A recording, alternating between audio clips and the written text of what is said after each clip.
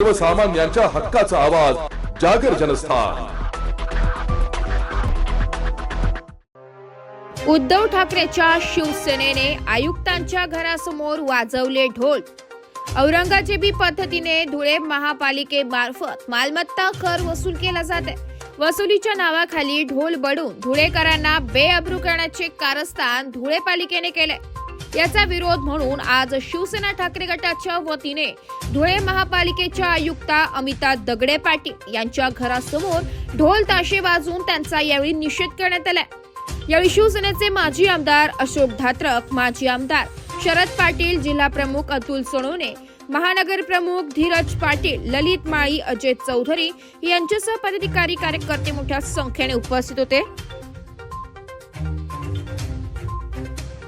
मधल्या काळामध्ये मालमत्ता कराची थकबाकी असल्यामुळे इथल्या आयुक्तांनी सामान्य नागरिकाच्या घरावर जाऊन ढोल बजाव आंदोलन केलं। मालमत्ता कराच्या वसुलीचे कायद्याने संविधानामध्ये वेगवेगळे नियम आहेत, वेगवेगळ्या कायदे कानून आहेत। ते न करता सर्वसामान्य जनतेमध्ये एखाद्याच्या इज्जतीचे, अब्रूचे लक्करे वेशीवर मांडण्याचं काम यांनी केलं।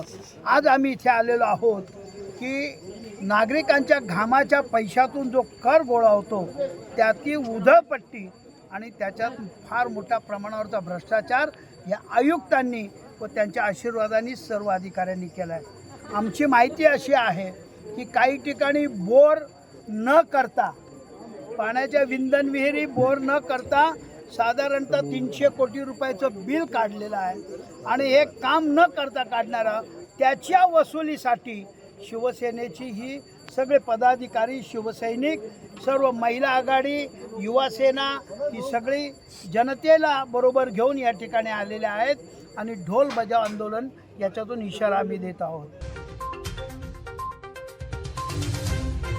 जागर जनस्थानसाठी प्रतिनिधी रूपक बिरारी, धुळे।